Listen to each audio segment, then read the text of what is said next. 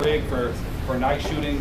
Right now, as far as Ustream is concerned, on the Droid system, there's a one-size-fits-all app, so you cannot stream in high quality from a Droid.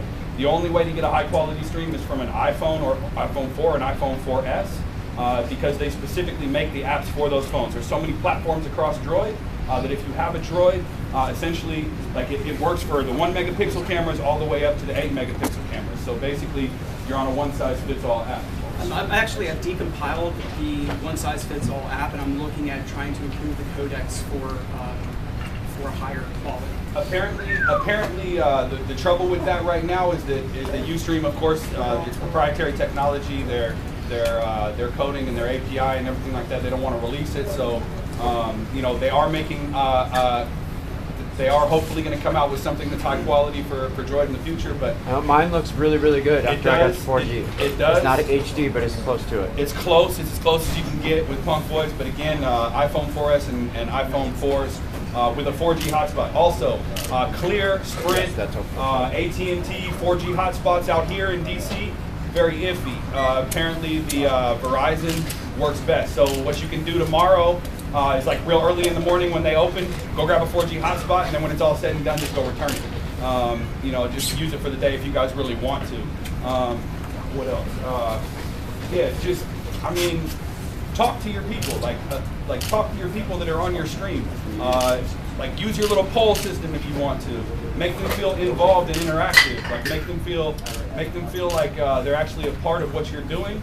And it'll be way more interactive and way more cool for people watching at home, and you'll find that a lot of people come back and watch you all the time. That's it really. Just act like you belong. That's it.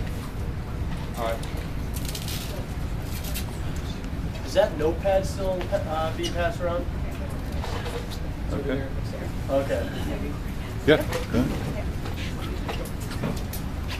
Hi, I'm Freedom. My stream is Occupy Freedom LA. And this is the setup that I'm using now. It took me a minute to figure it out. I started with the Droid, and I don't know if any of you watched me, like my footage on Occupy LA Raid Night, but I had a little whistle. Every time somebody would text me or tweet me, there was this little whistle that was going on all night because I couldn't figure out, nice night. I couldn't figure out how to turn it off. So in all my footage for the first several nights, there's this whistle sound going. So if you have a Droid, now I know how to do that. I can help you turn that off. And you want to always put call forwarding as another thing, or turn off your receive calls on your Droids, or put on your call forwarding on your iPhone, because when you receive a call, it will drop your stream, and there's nothing that sucks more than when you're toe-to-toe with riot cops and somebody calls you and your stream goes down. So take that tip to heart. I started out with, thanks to CrossX Bones in LA, he showed me his car battery, his car jumper battery, and that's what I started with. So for the first 2 months in LA, I was carrying around, a 20-pound battery in my backpack, which, it hurt the next morning for sure.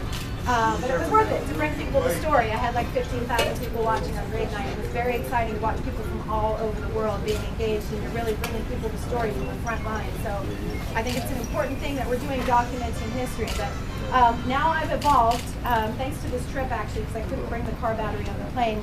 And from the research I did, this is what I have now as a battery source. This is the iSound. And they're about $130 in the store, but I found them on Amazon for $60.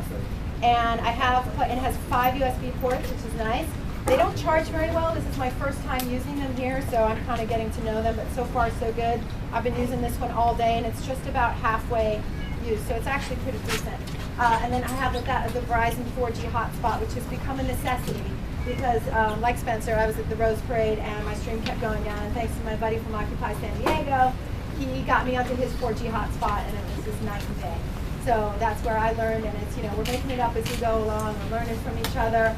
Just want to know if anybody has any burning questions for me that I can answer. With the hotspot, I'm curious. I know, but for everybody, this is for everybody. Okay. For the hotspot, a lot of companies have data plan, usage plan issues. So how does that work with your provider? Okay. Is it on your plan, or what I learned on Occupy the Rose Parade Day was that I used about a gig of space, and the minimum plan with Verizon is 5 gigs, which is $50 a month. The maximum plan that they have is $80 a month, which is for 10 gigs. So it is possible that you can go over. I haven't had the time to call Verizon and find out if there are overage charges. I was told by someone that it just stops, so actually your service runs out. Okay, so well, someone's saying it stops, someone says that you get overage charges. So I guess everybody just, call them yourself, get it, make sure you get the name of whoever you talk to in case they give you misinformation. Anything else? I just want to say on the battery tip, if you're looking for a cheaper, lighter weight option, there's also these ZAG Sparks. And how many